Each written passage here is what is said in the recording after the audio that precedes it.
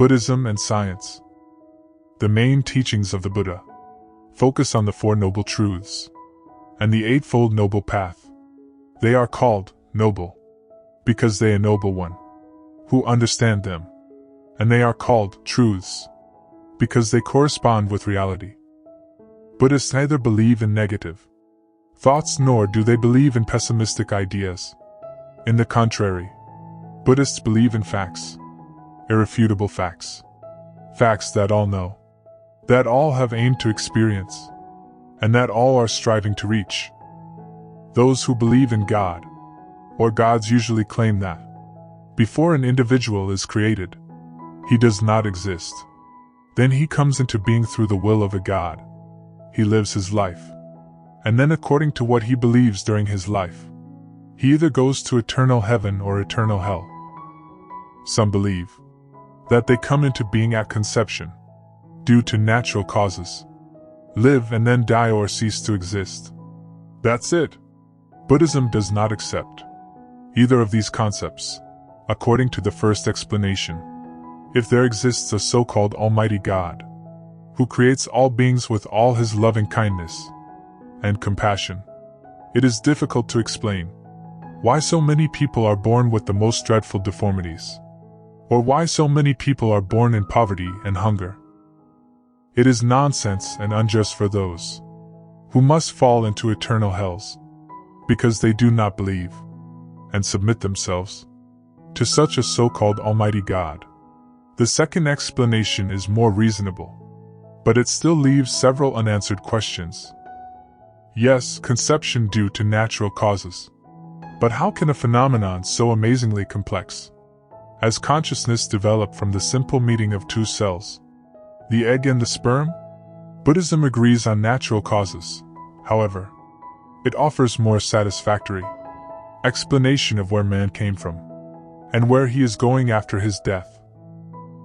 When we die, the mind, with all the tendencies, preferences, abilities and characteristics that have been developed and conditioned in this life, re-establishes itself in a fertilized egg.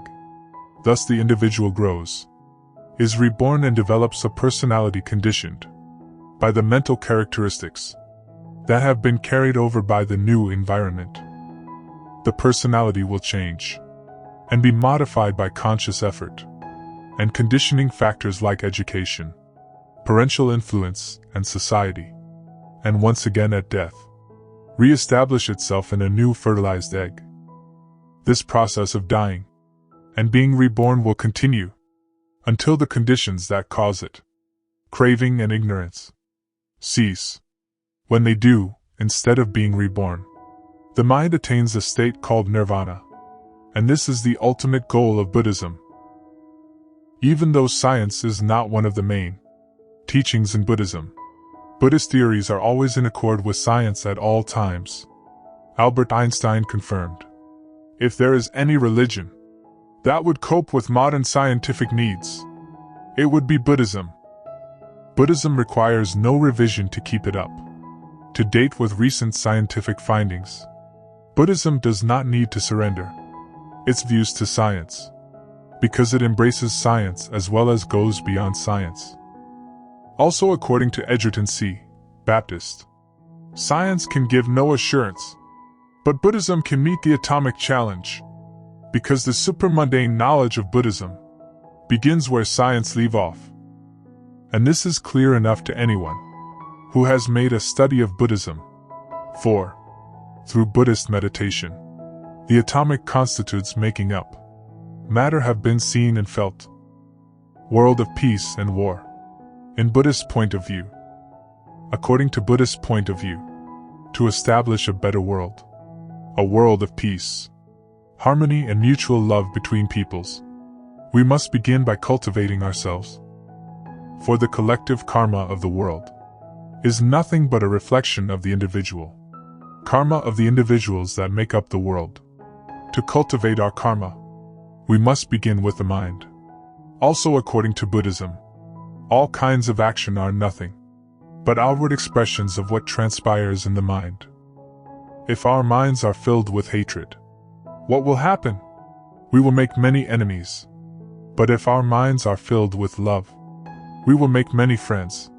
What stirs in the mind reveals itself outwardly in the world. Thus everything depends upon the mind of man. Confucius expresses the same idea when he says, "If there be righteousness in the mind, there will be beauty in the character. If there be beauty in the character, there will be harmony in the home. If there be harmony in the home, there will be order in the nation. If there be order in the nation, there will be peace in the world." Therefore, according to the Buddhist point of view, if we wish to have a peaceful world, we must first begin to improve ourselves. We must cultivate our persons and rectify our minds. If we improve ourselves, then we can build up a happy and harmonious family life. When a nation is made up of harmonious families, then the nation will be well-ordered. And with well-ordered nations, we can establish peace in the world. According to Buddhism, the way to peace lies through peace. We must develop peace within ourselves if we hope to establish peace in the world. The condition of the world is the product of the deeds, words, and thoughts of the people that make up the world.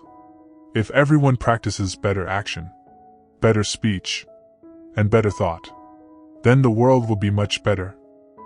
Buddhists should always follow the teachings of the Buddha, especially the first precept of prohibiting killing.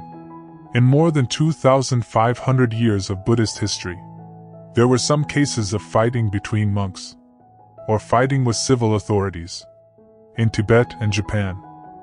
However, invasion in the name of religion is unknown in Buddhism. One country invades other countries. To spread a religion never happens in any Buddhist countries. In the past, reasons for monks in Tibet fought with other monks and with civil authorities were mainly concerned with money and power, not with the propagation of Buddhism. The same reasons for the fighting among monks and civil authorities in Japan.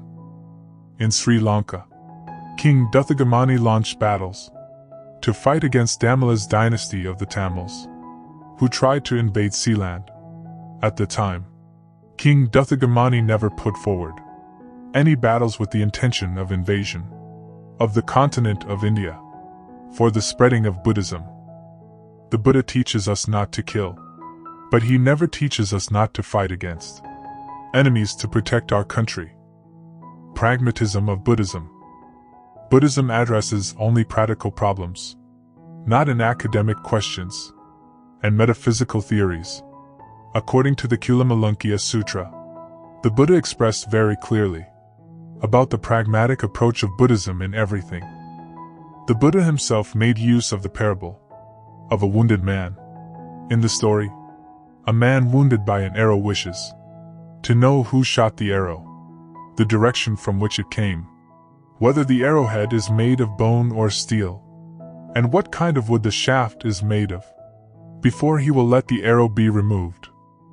The Buddha wanted to imply the man's attitude with the attitude of those who want to know about the origin of the universe, whether it is eternal or not, finite in space or not, and so on, before they will undertake to practice a religion. According to the Buddha, these people are people of idle talks and pleasure disquisitions.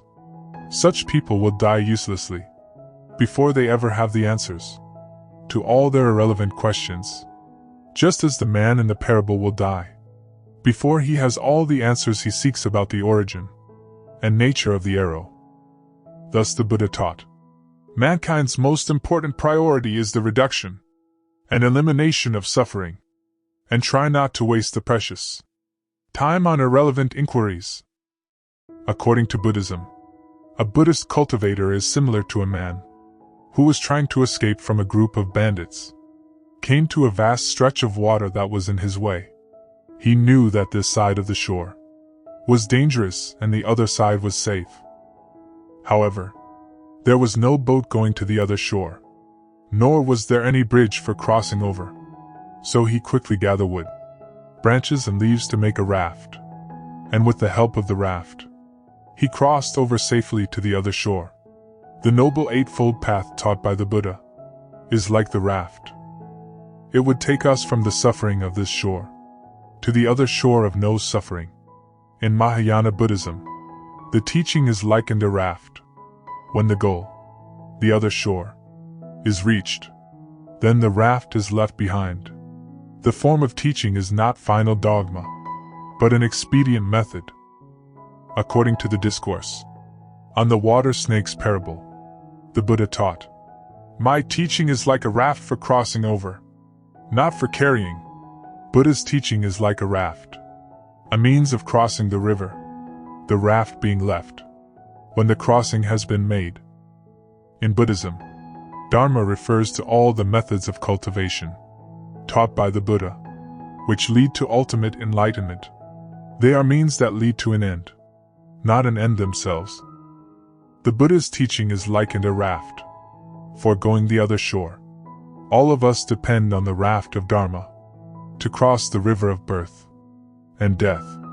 We strive with our hands, feet, and wisdom to reach the other shore. When the goal, the other shore, is reached, then the raft is left behind. The form of teaching is not final dogma, but an expedient method. According to the discourse on the water snake's parable, the Buddha taught, "My teaching is like a raft for crossing over, not for carrying."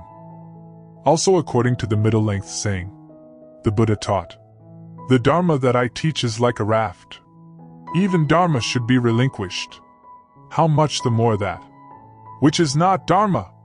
The raft of Dharma is for crossing over, not for retaining."